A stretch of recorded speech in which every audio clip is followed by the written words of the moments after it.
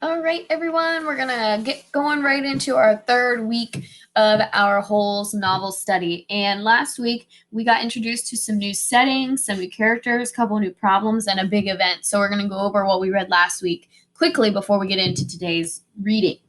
Last week we read chapters 4, 5, and 6, and we got introduced to some new characters. Mr. Sir, and just to jog your memory a little bit, he was the one who was in the building. He had all the sunflower seeds because he recently quit smoking, he said. And he always wears a cowboy hat. And that's just his name, Mr. Sir. That's what the campers call him. And he's sort of like the manager of Camp Green Lake. We haven't found out yet if he's the warden, but he could be. But as of right now, we just know that he knows all the campers, who's coming and going. He was in charge of getting Stanley off the bus. And he just is kind of the one that oversees everything. We also learned about Mr. Pendanski, who's Stanley's counselor for his little cabin, his tent, and they all the campers call him Mom. Then we learned about Alan, whose nickname is Squid, and Rex, whose nickname is X-Ray, and they told Stanley that all campers at Camp Green Lake have a nickname. Mr. Pendanski likes to call them by their given names, but they call each other by those nicknames. And we learned a few other ones. Magnet, Armpit, Zigzag, and Zero. And Magnet is Jose, Armpit is Theodore, Zigzag is Ricky, but then Zero, we haven't found out his real name yet. So even Mr. Pendanski only calls him Zero. And they said that the reason why they call him Zero is because he doesn't know anything. He doesn't talk. So they think that he is very behind and that he's very slow. So that's obviously not very nice to say, right? They obviously don't know him very well. So we're going to have to wait and see what happens with Zero. If we find out his real name, if we come to find out that he knows a lot more than he says he does, which is probably the case, right? So we also learned about Clyde Livingston, who's known as Sweet Feet. And those were the shoes that Stanley got in trouble for stealing. Remember, he got arrested in the first set of chapters for stealing some shoes. And it turns out that the shoes were Sweet Feet's that he was donating to a homeless shelter. But Stanley said he was walking home from a rough day at school and the shoes just fell out of the sky. And it turns out they were Sweet Feet's shoes. So Stanley got in trouble because shoes literally fell out of the sky and he was caught with them. So we learned more of that story in the last set of chapters too. Our big event from the last set of chapters was that Stanley survives his first day of Camp Green Lake, and he dug his first hole and ate his first meal. But we encountered some problems.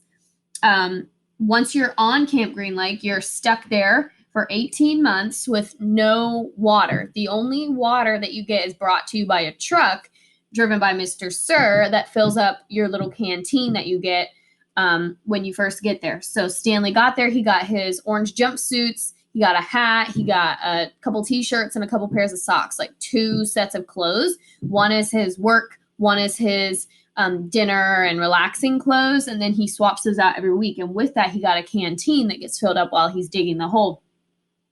And that's the only water that is for hundreds of miles. So there's no buildings, no gas stations, nothing for hundreds of miles. So once you're at Camp Green Lake, you're stuck there for 18 months. They said there's no point of even trying to run away because you'll die before you get anywhere. And then there also is no hot water for showers. So Stanley is learning how to take a 4-minute cold shower by washing his hair and washing his body really, really quickly because that's all they're allowed. And food is questionable. He said he's not sure what he ate for dinner, but he was raised never to leave food on his plate. And so he ate it anyway, but it wasn't the best thing he's ever ate. So we got through a lot of content and a lot of details in the last set of chapters. We also figured out that Camp Green Lake is dry and barren. It's desolate. It is in the United States. It takes place in Texas. And that one of the settings in the book is going to be Stanley's tent, which is tent D. All right, so we have the holes out in the open. We have the building where Mr. Sir is, and then we have the tents. Those are kind of our 3 settings that are within Camp Green Lake. So we're going to go ahead and get started with today's reading. We're going to start with chapter 7. And we're going to be reading chapters 7, 8, and 9. Your activity sheet will be below the video. Make sure you do that. And this week, we are just going to have some questions to answer after the reading about the details that we read. So make sure you're listening as closely as you can. Pause the video whenever you need to. And just like always, we'll be stopping to talk about the different key points. And I've got my marker ready. Hope you do too, so we can add to our story map. And I actually had to create a new one for characters and setting. So I'm just, since these are full, I'm going to be writing on the second one. Chapter 7. The shovel felt heavy in Stanley's soft, fleshy hands. He tried to jam it into the earth, but the blade banged against the ground and bounced off without making a dent. The vibrations ran up the shaft of the shovel and into Stanley's wrists, making his bones rattle. It was still dark. The only light came from the moon and the stars. More stars than Stanley had ever seen before. It seemed he had only just gotten to sleep when Mr. Pendanski came in and woke everyone up. Using all his might, he brought that shovel back down onto the dry lake bed. The force stung his hands, but made no impression on the earth. He wondered if he had a defective shovel. He glanced at Zero about 15 feet away, who scooped out a shovelful of dirt and dumped it on a pile that was already almost a foot tall. For breakfast, they'd been served some kind of lukewarm cereal. The best part was the orange juice. They each got a pint carton. The cereal actually didn't taste too bad, but it had smelled just like his cot. Remember, Stanley's cot belonged to a camper named Barkbag. So think about that smell. And that's what he said the cereal smelled like. Again, the food here is questionable. Keep that in mind. Then they filled their canteens, got their shovels, and were marched out across the lake. Each group was assigned a different area.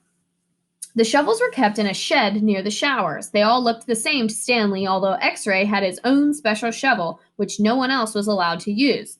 X-Ray claimed it was shorter than the others, but if it was only by a fraction of an inch. The shovels were 5 feet tall from the tip of the steel blade to the end of the wooden shaft. Stanley's hole would have to be as deep as his shovel, and he'd have to be able to lay the shovel flat across the bottom in any direction. That was why X-Ray wanted the shortest shovel.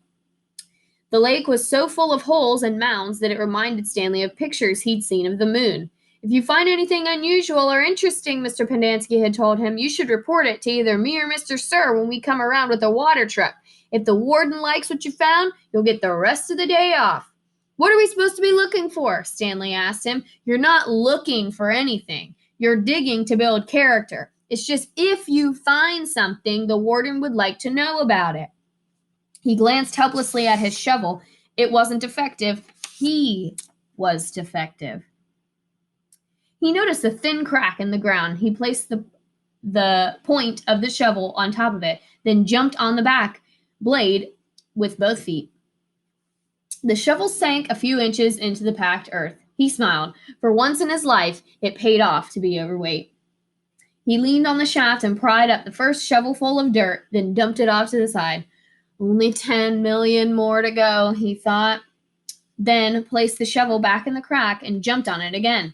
He unearthed several shovelfuls of dirt in this manner before it occurred to him that he was dumping his dirt within the perimeter of his hole. He laid his shovel flat on the ground and marked where the edges of his hole would be.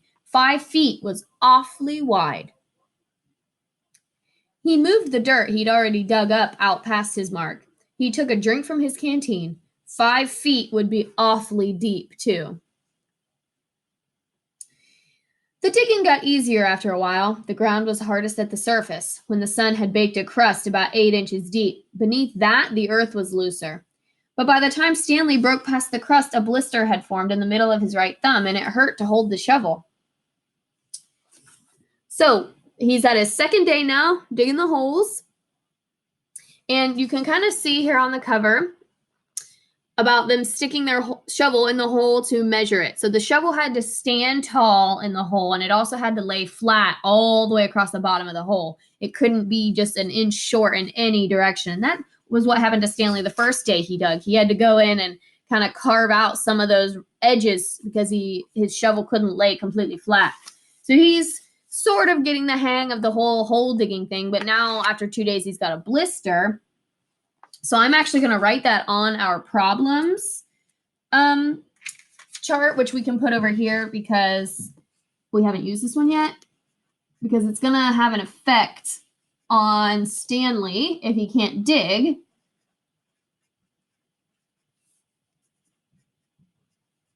So we're going to have to see what happens because of his blister.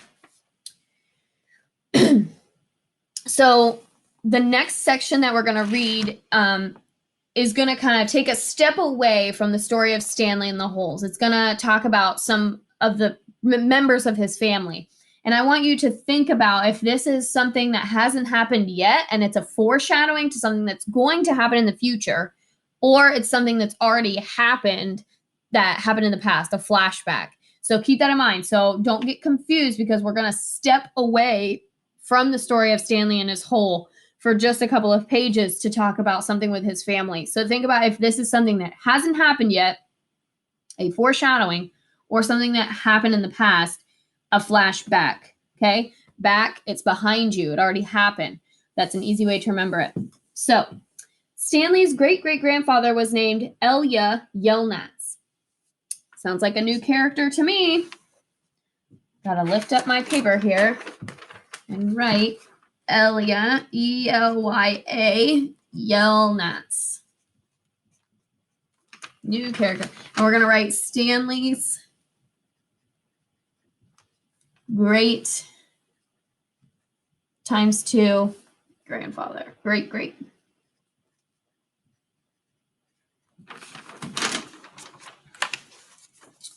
Stanley's great-great-grandfather was named Elya Yelnats. He was born in Latvia. When he was 15 years old, he fell in love with Myra Menke. Another character.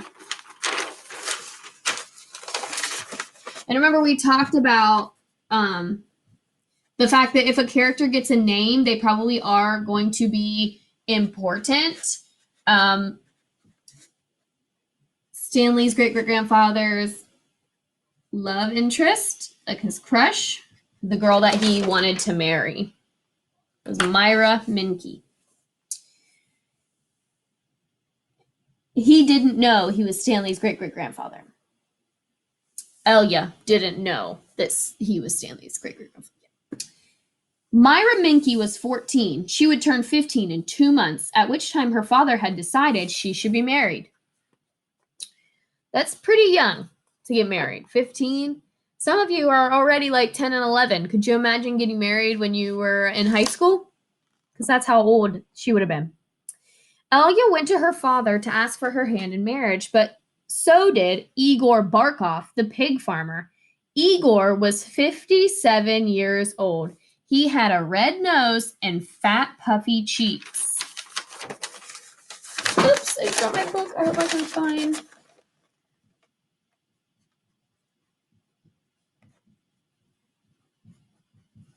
Igor Barkov. I'm actually going to put a piece of tape on this so that way we can just keep it up. Give me 1 second. We're just going to roll that up while we're working with these new characters. It's like a scroll.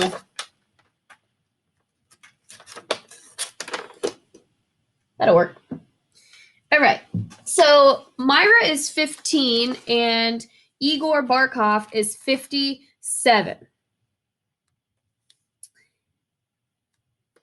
That is a pretty big age difference, right? It's pretty kind of gross that a 57-year-old man would want a 15-year-old. That's really gross. And in today's society, that would be illegal. Okay, so think about that. This guy is really old and he wants to ask this 15-year-old girl to marry him. So think about what kind of guy he probably is, because he doesn't sound very good to me. I will trade you my fattest pig for your daughter, Igor offered. And what have you got? Myra's father said to Elya. A heart full of love, said Elya. I'd rather have a fat pig, said Myra's father. Desperate, Elya went to see Madame Zeroni, an old Egyptian woman who lived on the edge of town.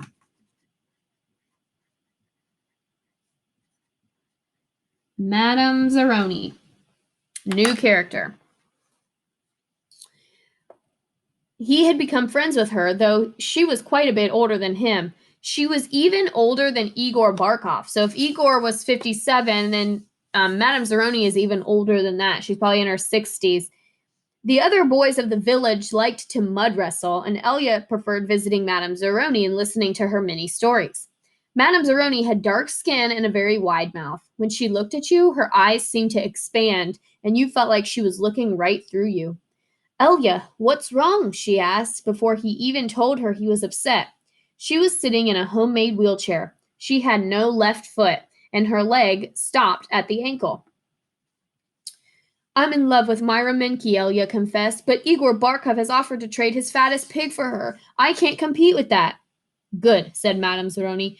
You're too young to get married. You've got your whole life ahead of you. But I love Myra. Myra's head is as empty as a flower pot. But she's beautiful. So is a flower pot. Can she push a plow? Can she milk a goat? No, she is too delicate. Can she have an intelligent conversation? No, she is silly and foolish. Will she take care of you when you are sick? No, she is spoiled and will only want you to take care of her. So she is beautiful, so what? Pooh! Madame Zeroni spat in the dirt. She told Elia that he should go to America. Like my son, that's where your future lies, not with Myra Minke. But Elia would hear none of that. He was 15, and all he could see was Myra's shallow beauty. Madame Zeroni hated to see Elia so forlorn. Against her better judgment, she agreed to help him. It just so happens my sow gave birth to a litter of piglets yesterday, she said. There is one little runt whom she won't suckle. You may have him. He would die anyway. So for piglets, they're kind of like cows and a lot of other baby animals. When they're born, they like to drink their mom's milk. So when it says a pig won't suckle, the pig's not going to eat. He's not able to get any milk out of his mom, and so he's going to die. So Madame Zeroni, tells Elia that he can have the pig that won't suckle because the pig's no good to her. Madame Zeroni led Elia around the back of her house where she kept her pigs. Elia took the tiny piglet, but he didn't see what good it would do to him. It wasn't much bigger than a rat. He'll grow, Madame Zeroni assured him. Do you see the mountain on the edge of the forest? Yes, said Elia. On the top of that mountain there is a stream where the water runs uphill. You must carry the piglet every day to the top of the mountain and let it drink from the stream. As it drinks, you are to sing to him. She taught Elia a special song to sing to the pig. Now, let's think about, do we remember in the very first chapter set that we read, Stanley was singing a song? So if you remember that, and remember that Elia is Stanley's great-great-grandfather, we might have a connection here. We might have a connection between the song that Stanley was singing and this one that Madame Zeroni told Elia to sing. On the day of Myra's 15th birthday, you should carry the pig up the mountain for the last time, then take it directly to Myra's father. It will be fatter than any of Igor's pigs. If it is that big and fat, asked Elia, how will I be able to carry it up the mountain? The piglet is not too heavy for you now, is it? Asked Madame Zeroni. Of course not. Do you think it will be too heavy for you tomorrow? No. Every day you carry the pig up the mountain, it will get a little bigger, but you will get a little stronger. After you give the pig to Myra's father, I want you to do one more thing for me. Anything, said Elia. I want you to carry me up the mountain. I want to drink from the stream, and I want you to sing the song to me. Elia promised he would. Madame Zeroni warned that if he failed to do this, he and his descendants would be doomed for all of eternity. At the time, Elia thought nothing of the curse. He was just a 15-year-old kid, and eternity didn't seem like much longer than a week from Tuesday. Besides, he liked Madame Zeroni and would be glad to carry her up the mountain. He would have done it right then and there, but he wasn't yet strong enough. So, just to summarize that little part, Elia is Stanley's great-great-grandfather. He's in love with Myra. He's trying to beat out Igor Barkov for Myra's hand in marriage, and Madame Zeroni gave him a pig and said, you need to carry this pig up the mountain, have it drink from this stream that runs uphill, which is not like streams. Most streams run downhill, so this one goes backwards, and she wants him to take the pig to drink every day. Then when he takes the pig to Myra and Myra's father. Then she wants Elia to carry her up the mountain and sing the song to her. Why? We don't know. But we have to keep that in mind, and we have to remember that he made a promise to Madame Zeroni, and she said that if you don't do it, his whole family would be cursed for an eternity. And if we recall from our last set of chapters in our last reading, Stanley's family they feel like they have a curse because of the no good, dirty, rotten, pig stealing great-great-grandfather. So, like I said with the song, keep that in mind, all these connections that we're starting to build between these characters and between what's happening to Stanley and what happened to Elia and then their father. So just keep all that in mind, okay? Because as we read, it might become like a full circle and we'll get to see like, oh, this caused this and this caused this. So I want you to start looking at the cause and effect relationships that are going to start to form in these chapters.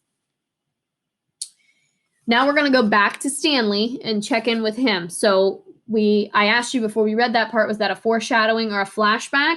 You need to answer that in your questions after the video. We're going to get back to Stanley now. Stanley was still digging. His hole was about 3 feet deep, but only in the center. It sloped upward to the edges. The sun had only just come up over the horizon, but he could already feel its hot rays against his face. As he reached down to pick up his canteen, he felt a sudden rush of dizziness and put his hands on his knees to steady himself. For a moment, he was afraid he would throw up, but the moment passed. He drank the last drop of water from his canteen. He had blisters on every one of his fingers and one in the center of his palm.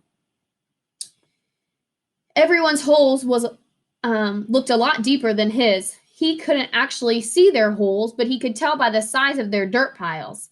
He saw a cloud of dust moving across the wasteland and noticed that the other boys had stopped digging and were watching it too. The dirt cloud moved closer, and he could see that it trailed behind a red pickup truck. The truck stopped near where they were digging, and the boys lined up behind it. X-ray in front, Zero at the rear. Stanley got in line behind Zero. Mr. Sir filled each of their canteens from a tank of water in the bed of the pickup truck. As he took Stanley's canteen from him, he said, "This isn't the Girl Scouts, is it?" Stanley raised and lowered one shoulder. Mr. Sir followed Stanley back to his hole to see how he was doing. "You better get with it, or else you're going to be digging in the hottest part of the day." He popped some sunflower seeds in his mouth, deftly removed the shells, and spat them into Stanley's hole. Now we're going to go back to the story about Elia and Myra. So this chapter kind of flips back between the two storylines. So we're going to go back now to see what happens with Elia and the pig and Madame Zeroni. Every day, Elia carried the little piglet up the mountain and sang to it as he drank from the stream. As the little pig grew fatter, Elia grew stronger. And I want to point something out to you, too. Over here is where I'm reading. And the parts that have, like, bigger spaces, like there's one right here. There was one over here. That have bigger spaces between paragraphs, that lets you know what part of the story you're going to be jumping back to. Anytime it's just a normal space, you're going to continue with the same type of story, either Stanley or Elia. But then when it has the big double space mark, that tells you that we're about to shift to the other story. So that's just a kind of visual cue that some authors will give you as readers to help you keep track of what story you're about to read.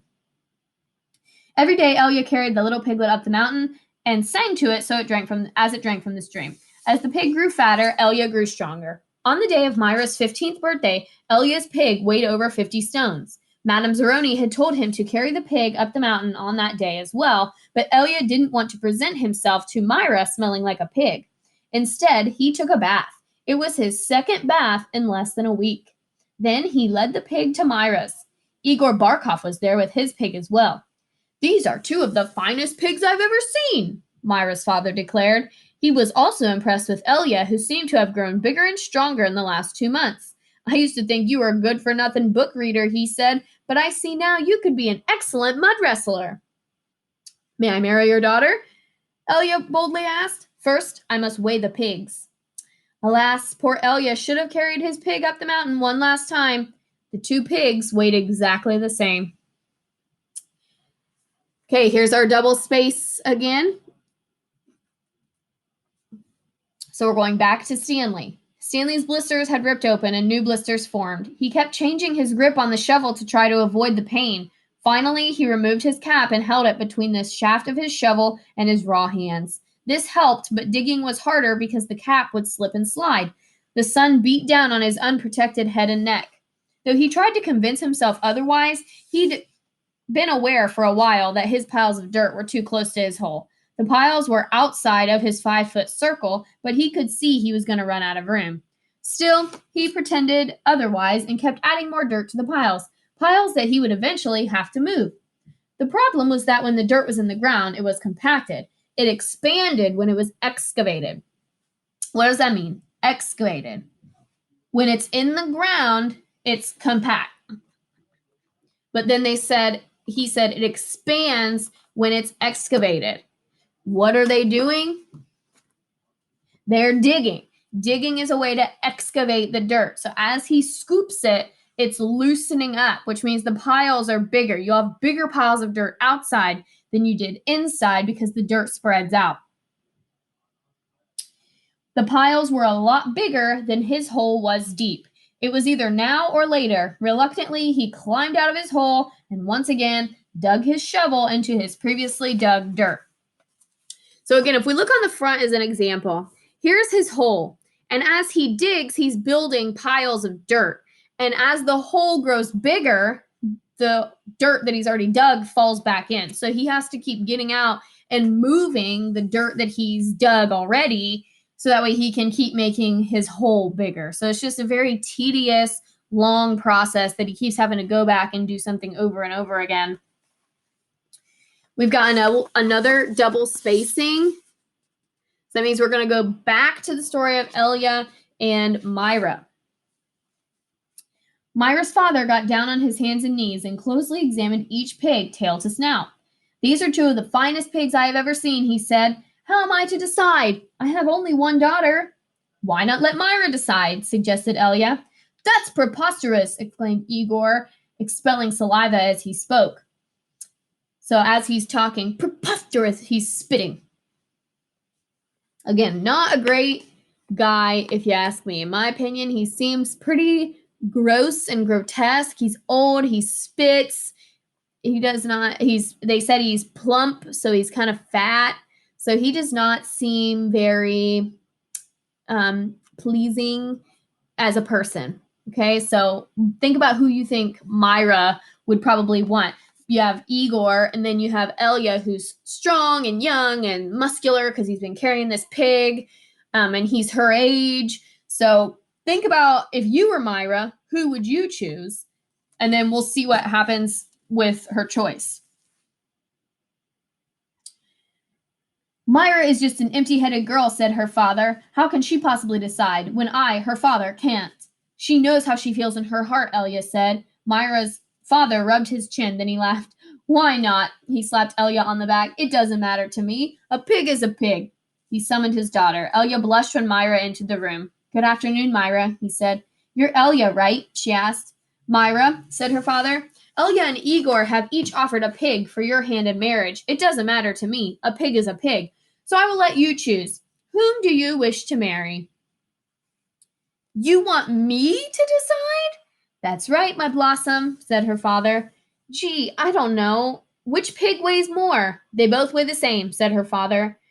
"Golly, I guess I choose Elia. No, Igor. No, Elia. No, Igor. Oh, I know. I'll think of a number between 1 and 10. I'll marry whoever guesses the closest number." "Okay, I'm ready." 10, guessed Igor. Elia said nothing. "Elia, what number do you guess?" Elia didn't pick a number. "Marry Igor," he muttered. "You can keep my pig as a wedding present." Okay, double spacing. Back to Stanley. The next time the water truck came around, it was driven by Mr. Pendanski, who also brought sack lunches. Stanley sat with his back against a pile of dirt and ate. He had a bologna sandwich, potato chips, and a large chocolate chip cookie. "How you doing?" asked Magnet. "Not real good." "Well, the first hole's the hardest," Magnet said. Stanley took a long, deep breath. He couldn't afford to dawdle. He was way behind the others, and the sun just keeps getting hotter. It wasn't even noon yet, but he didn't know if he had the strength to stand up. He thought about quitting. He wondered why they would do this to him. What could they do to him? His clothes were soaked with sweat. In school, he had learned that sweating was good for you. It was nature's way of keeping you cool. So why was he so hot? Using his shovel for support, he managed to get to his feet. Where are we supposed to go to the bathroom? He said. Magnet gestured with his arms to the great expanse around them. Pick a hole. Any hole, he said. Stanley staggered across the lake, almost falling over a dirt pile. Behind him, he heard Magnet say, but first, make sure nothing's living in it. Double spacing. After leaving Myra's house, Ella wandered aimlessly through the town until he found himself down by the wharf. He sat on the edge of the pier and stared down into the cold black water. He could not understand how Myra had trouble deciding between him and Igor. He thought she loved him, even if she didn't love him. Couldn't she see what a foul person Igor was? It was like Madame Zeroni had said. Her head was as empty as a flower pot. Some men were gathering on another dock, and he went to see what was going on. A sign read, Deckhands wanted, free passage to America. He had no sailing. Remember, he's in Latvia, which is a small country in Europe. He had no sailing experience, but the ship's captain signed him aboard. The captain could not see that Elya was a man of great. The captain could see that Elya was a man of great strength. Not everybody could carry a full-grown pig up the side of a mountain. It wasn't until the ship had cleared the harbor and was heading out across the Atlantic that he suddenly remembered he had promised to carry Madame Zeroni up the mountain. He felt terrible. He wasn't afraid of the curse. He thought that was a lot of nonsense. He felt bad because he knew Madame Zeroni had wanted to drink from the stream before she died. Double space. 0 was the smallest kid in Group D, but he was the first one to finish digging. You're finished? Said Stanley. 0 said nothing. Stanley walked to 0's hole and watched him measure it with the shovel. The top of the hole was a perfect circle, and the sides were smooth and steep. Not one dirt cloud more than necessary had been removed from the earth. 0 pulled himself up to the surface. He didn't even smile. He looked down at his perfectly dug hole, spat in it, then turned around and walked back to the camp. 0's one weird dude, said Zigzag. Stanley would have laughed, but he didn't have the strength. Zigzag had to be the weirdest dude Stanley had ever seen. He had a long, skinny neck, a big round head with wild, frizzy blonde hair that stuck out in all directions. His head seemed to bob up and down on his neck like it was on a spring. Armpit was the second one to finish digging. He also spat into his hole before heading back to camp. One by one, Stanley watched each of the boys spit into their hole and return to camp. Stanley kept digging. His hole was almost up to his shoulders, although it was hard to tell exactly where ground level was because his dirt piles completely surrounded the hole. The deeper he got, the harder it was to raise the dirt up out of the hole. Once again, he realized he was going to have to move the piles. His cap was stained with blood from his hands. He felt like he was digging his own grave. So, I'm going to add a couple of problems to our story map. First problem is Elya forgot to carry Madame Zeroni up the mountain. So I'm going to actually put that one here since Elya's on this page. Elya forgot Madame Zeroni. And our big event is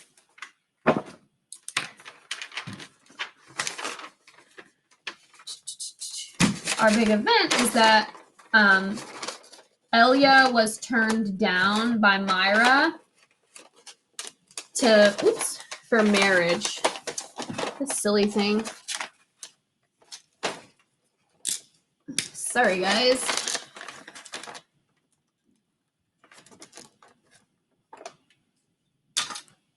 The big event. Elya turned down by Myra. Another word could be rejected by Myra. And Elya goes to America. Elia leaves Latvia to sail to America. But the problem was that he forgot Madame Zeroni. Settings, Latvia, and America. Okay, so he just added a few things. Stanley felt like he was digging his own grave. Now we have a double space, so we're going to go back to Elia. In America, Elia learned to speak English. He fell in love with a woman named Sarah Miller. She could push a plow, milk a goat, and most importantly, think for herself. She and Elia often stayed up half the night talking and laughing together. Their life was not easy. Elia worked hard but had bad luck. It seemed to follow him everywhere. He always seemed to be in the wrong place at the wrong time. He remembered Madame Zeroni telling him that she had a son in America. Elia was forever looking for him. He'd walk up to complete strangers and ask if they knew the name Zeroni, or if they had ever heard of anyone named Zeroni. No one did. Elia wasn't sure what he'd do if he ever found Madame Zeroni's son anyway. Carry him up a mountain and sing the pig lullaby to him? After his barn was struck by lightning for the third time, he told Sarah about the broken promise to Madame Zeroni. I'm worse than a pig thief, he said. You should leave me and find someone who isn't cursed. I'm not leaving you, said Sarah, but I want you to do one thing for me. Anything, said Elia. Sarah smiled. Sing me the pig lullaby. He sang it for her. Her eyes sparkled. That's so pretty. What does it mean? Elia tried his best to translate from Latvian into English, but it wasn't the same. It rhymes in Latvian, he told her. I could tell. A year later, their child was born. Sarah named him Stanley because she noticed that Stanley was Yona spelled backwards. Sarah changed the words of the pig lullaby so that they rhymed, and every night she sang it to little Stanley. If only the woodpecker sighs, the bark on the tree was as soft as the skies, while the wolf waits below, hungry and lonely, crying to the moon, moon, if only, if only. So there's that song. And we have a double space at the end, just like that. Back to Stanley. Stanley's hole was as deep as his shovel, but not quite as wide. He grimaced as he sliced off a chunk of dirt, then raised it up, flung it onto the pile. He laid his shovel back down on the bottom of his hole, and to his surprise, it fit. He rotated it and only had to chip off a few chunks of dirt here and there before it could lie flat across the hole in every direction. He heard the water truck approaching and felt a strange sense of pride at being able to show Mr. Sir or Mr. Pendanski that he had dug his first hole. He put his hands on the rim and tried to pull himself up. He couldn't do it. His arms were too weak to lift his heavy body. He used his legs to help, but he just couldn't do it anymore. He didn't have the strength. He was trapped in his hole. It was almost funny, but he wasn't in the mood to laugh. Stanley, he heard Mr. Pendanski call. Using his shovel, he dug 2 footholes in the whole wall. He climbed out to see Mr. Pendanski walking over to him. I was afraid you'd fainted, Mr. Pendanski said. You wouldn't have been the first. I'm finished, Stanley said, putting his blood-spotted cap back on his head. All right, said Mr. Pendanski, raising his hand for a high five, but Stanley ignored it. He didn't have the strength. Mr. Pendanski lowered his hand and looked down at Stanley's hole. Well done. You want to ride back? Stanley shook his head. I'll walk. Mr. Pendanski climbed back into the truck without filling Stanley's canteen. Stanley waited for him to drive away, then took another look at his hole. He knew it was nothing to be proud of, but he felt proud nonetheless. He sucked up his last little bit of saliva and spat.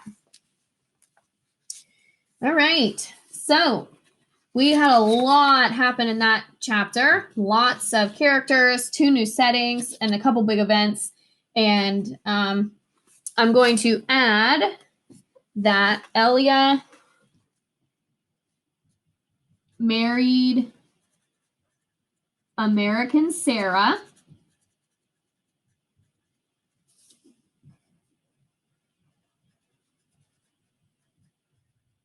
They were cursed,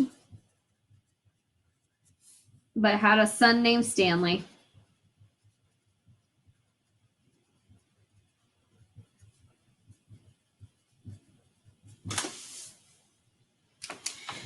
So that brings us to chapter 8. I know that one was really, really long. Feel free, like I said, stop the video at any time, take a break, come back, watch. I know that one was really, really long, but the next 2 chapters are really, really short. So we can do this. We've got it. Stay with me. We're almost done. Chapter 8. A lot of people don't believe in curses. A lot of people don't believe in yellow-spotted lizards either. But if one bites you, it doesn't make a difference whether you believe it or not. Actually, it's kind of odd that scientists named the lizard after its yellow spots. Each lizard has exactly 11 yellow spots, but the spots are hard to see on its yellow-green body. The lizard is from 6 to 10 inches long and has big red eyes. In truth, its eyes are yellow, and its skin around the eyes is red, but everyone always speaks of its red eyes. It also has black teeth and a milky white tongue. Looking at one, you would have thought that it should have been named a red-eyed lizard, or a black-toothed lizard, or perhaps a white-tongued lizard. If you've ever been close enough to see the yellow spots, you're probably dead. The yellow-spotted lizards like to live in holes, which offer shade from the sun and protection from predatory birds. Up to 20 lizards may live in one hole. They have strong, powerful legs and can leap out of very deep holes to attack their prey. They eat small animals, insects, certain cactus thorns, and the shells of sunflower seeds. So that, to me, seems like that's going to be a big problem for our Holes campers, our Camp Green Lake campers, because who do we know in the book eats a lot of sunflower seeds and throws the shells into the holes? Mr. Sir, right? He quit smoking, he likes to eat sunflower seeds, and he just, in the last chapter we just read, spit some sunflower seed shells into Stanley's hole. So that's going to be a big problem. Yellow-spotted lizards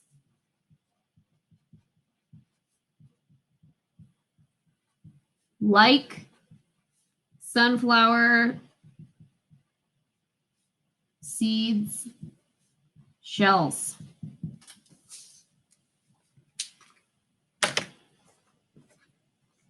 It's not going to be good. Chapter 9. See, told you that one was short. Stanley stood in the shower and let the cold water pour over his hot and sore body. It was 4 minutes of heaven. For the second day in a row, he didn't use soap. He was too tired. There was no roof over the shower building, and the walls were raised up 6 inches off the ground, except in the corners. There was no drain in the floor. The water ran out under the walls and evaporated quickly in the sun. He put on his clean set of orange clothes. He returned to his tent, put his dirty clothes in the crate, got out his pen and box of stationery, and headed to the rec room. A sign on the door said, Rec Room. W-R-E-C-K.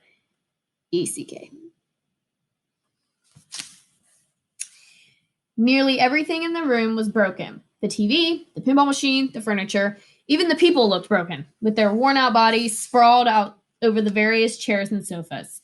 X-Ray and Armpit were playing pool. The surface of the table reminded Stanley of the surface of the lake. It was full of bumps and holes because so many people had carved their initials into the felt.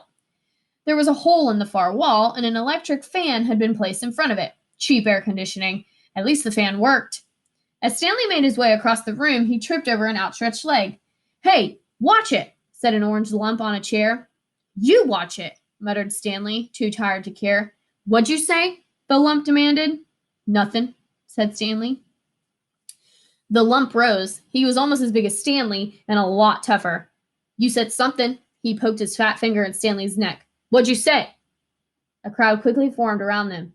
Be cool, said X-Ray. He put his hand on Stanley's shoulder. You don't want to mess with the caveman, he warned. The caveman's cool, said Armpit. I'm not looking for trouble, Stanley said. I'm just tired, that's all. The lump grunted. Ugh. X-Ray and Armpit led Stanley over to a couch. Squid slid over to make room as Stanley sat down. Did you see Caveman back there? X-Ray asked.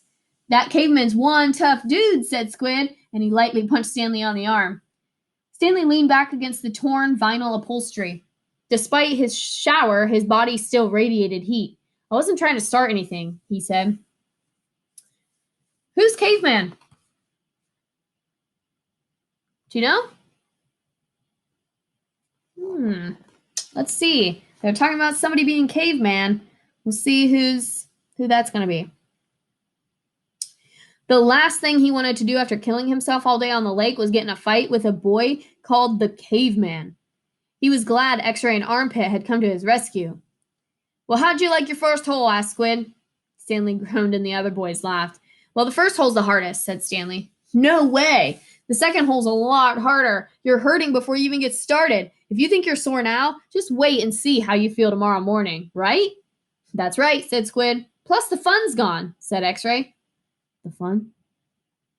Don't lie to me, said X-Ray. I bet you always wanted to dig a big hole, right? Am I right? Stanley had never really thought about it before, but he knew better than to tell X-Ray he wasn't right. Every kid in the world wants to dig a great big hole, said X-Ray. To China, right? Right, said Stanley. See what I mean, said X-Ray. That's what I'm saying. But now the fun's gone, and you still gotta do it again, and again, and again. Camp fun and games, said Stanley. What's in the box? Asked Squid. Stanley had forgotten he had brought it. Paper. I was gonna write a letter to my mom. Your mom? Laughed Squid. She'll worry if I don't. Squid scowled. Stanley looked around the room. This was the one place in the camp where the boys could enjoy themselves. And what'd they do? They wrecked it. The glass on the TV was smashed, as if someone had put his foot through it. Every table and chair seemed to be missing at least one leg. Everything leaned. He waited to write the letter until after Squid had gotten up and joined the game of pool. Dear Mom, today was my first day at camp. I've already made some friends. We've been out on the lake all day, so I'm pretty tired. Once I pass the swimming test, I'll get to learn how to water ski. He stopped writing as he became aware that somebody was reading over his shoulder. He turned to see Zero standing behind the couch. I don't want her to worry about me, he explained. Zero said nothing. He just stared at the letter with a serious, almost angry look on his face. Stanley slipped it back into the stationery box. Did the shoes have red X's on the back? Zero asked him. It took Stanley a moment, but then he realized Zero was talking about Clyde Livingston's shoes. Yes, they did, he said. He wondered how Zero knew that. Brand X was a popular brand of sneakers. Maybe Clyde Livingston made a commercial for them. Zero stared at him for a moment with the same intensity with which he had been staring at the letter. Stanley poked his finger through a hole in the vinyl couch and pulled out some of the stuffing. He wasn't aware that he was doing that. Come on, Caveman, dinner, said Armpit. You coming, Caveman? Said Squid. Stanley looked around to see who Armpit and Squid were talking about. Sure, he said. He put the piece of stationery back into the box, got up, and followed the boys out to their tables. The lump wasn't the caveman. He was. He shrugged his shoulders. It's better than barf bag.